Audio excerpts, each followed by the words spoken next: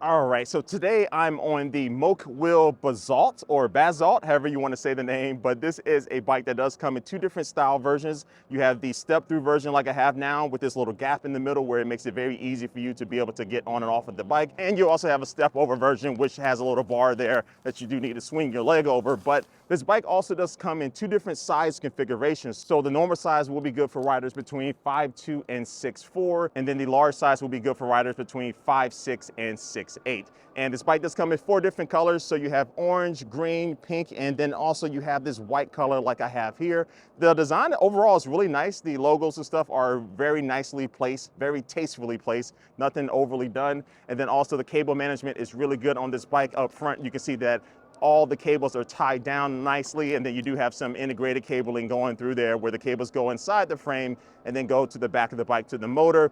And then also you do find my favorite part on this bike, which is going to be the rear rack. And the reason why I like it so much is because it is a wooden rear rack. So when you're not using your rear rack, like I don't really use it that often, I want my rear rack to look good, and this one does look good. So I'm happy with that. But of course you can always tie some bags or anything like that on this rear rack whenever you need to. And the total weight capacity that this bike does support is 350 pounds. So including yourself and whatever you do want to put on that rear rack, you do have a little bit of room to play around there with. And the bike itself does weigh 77 pounds. So it's not the lightest, but it's also not the heaviest. But because the tires on this bike and the overall frame is kind of big, you know, it is a little bit to move around and stuff, but you know, it's not the heaviest bike that I've used in this type of category. And so now let's go ahead and go off in some grass. Got a little bit of a hill here, but this thing definitely has a good amount of power to it. I don't know what the motor peaks out at, but just using pedal assist, I'm able to get up these hills with no problem. Now this bike does have 26 by 4-inch fat tires. So these are some big boy tires here, but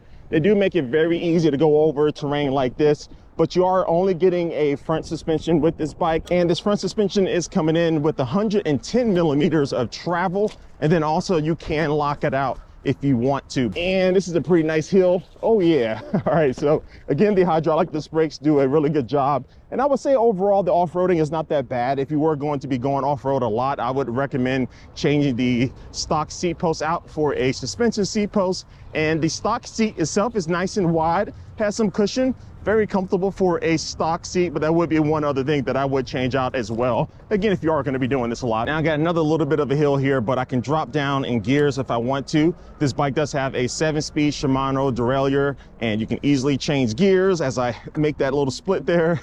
And when you're changing gears, everything feels very smooth. The chain set on this thing is really nice. So overall, the pedaling has been a pretty good experience. And you combine that with the torque sensor that this bike does have. So this is going to be better than the traditional cadence sensor that you see on a lot of bikes, especially at this price range. But yeah, I'm going over some cobblestone here, testing out the suspension. But yeah, the pedaling just feels very smooth. The second that I do give it some power, the bike responds and the motor does kick in to help me out with the 5 levels of pedal assist. So if you do want to pedal this bike a lot, this torque sensor is going to make this bike very, you know, comforting for people who want to do that instead of just using the throttle all the time. And it's nice that the handlebar is actually adjustable, so you can raise it up and kind of tilt it towards you as well. And also in the middle of the frame of this bike, you will find a couple of attachment points for like a water bottle or a bike lock if you want. Now, some other things about this bike is that it does come with front and rear plastic fenders, and also does have a breakaway cable for the rear motor, just in case you ever need to replace or fix the rear tire. It'll be easier to get off that way. And then also you do get a brake light on this bike, but no turn signals, unfortunately.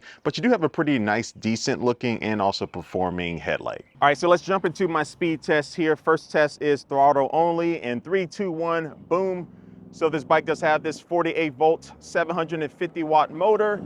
I don't know what it peaks out at, but we're already at 14 miles per hour, 15 miles per hour, according to my GPS app on my phone. I do weigh around 220 pounds. We hit 25 miles per hour, according to the bike's display, but we're still at around 23.8. Now we hit 25.8 on my GPS app, 26, 26.1. 27.9 I think we hit on the bike's display, and we're hovering around 26 miles per hour here on my GPS app on my phone. And now let me test out these Tektro hydraulic disc brakes. Oh yeah, very good brakes. One of my favorite brand of brakes to use on an e-bike. Very nice and quiet and efficient. Now for the same test using pedal assist, I'm in pedal assist level 5. So let's get this thing going in 3, 2, 1, boom. I did cheat a little bit with the throttle, but anyway, I'm now using pedal assist and I'm gonna give this thing some power. And we're already at 19 miles per hour, 22, 25, 26. Bike's display is showing 30. My phone is showing 28.9, 29.2, 29.6. Oh yeah. Woo-wee. But as far as range and the battery, this bike does come with a 48 volt, 19.6 amp hour battery that the company says is rated to get you between 60 and 80 miles. Now range always depends on how much you weigh yourself, how much stuff you're carrying, if you're going uphill, if you're using throttle. Now you also do get a pretty nice color LCD display. I would like to see it just be a little bit bigger, but it is nice and bright, so I'm able to see everything on the screen, but a little bit more screen real estate wouldn't hurt. But this bike does not come with any type of USB port, which I always like to see so I can charge my phone at the same time while I'm riding. So if they can add that for the next version, that'll make me happy. Now this bike does have a walking mode too, so just press on the down arrow on the controls and in a few seconds the motor will kick in, and then now you can walk alongside the bike. It does have a little bit of a jerk, as you can see, but it's a pretty nice chill pace, and if you just want to walk your bike from point A to point B, this will help you out. And I also do like the fact that you do have a dedicated button here for the electronic horn. It's not super loud, but if you are on a bike trail, it'll get the job done. All right, so you know what? Let's go ahead and jump into my hill test here. Throttle only in 3, 2, 1, boom. All right, so this bike does have a 750 watt motor. It's coming in at 48 volts. And we're kind of cruising up here at about 10 miles per hour right now. And I'm using the thumb throttle here.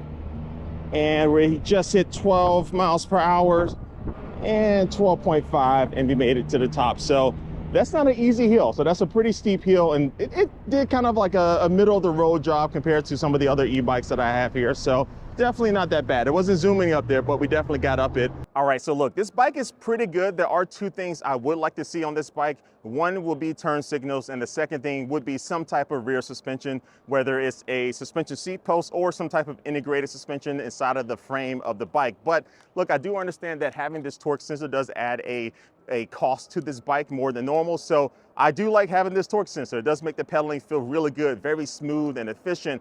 So I understand that you can't get everything you want without expecting the price to go up. Now the normal price for this bike is $21.99, but right now it is on sale for $16.99. I don't know how long this price is going to last, so check out that link in the description of this video for the latest pricing. And while you're down there, go ahead and drop a comment down below if you do have an opinion about this bike. But like always, I do want to thank you for watching this video, and I will catch you later. Peace.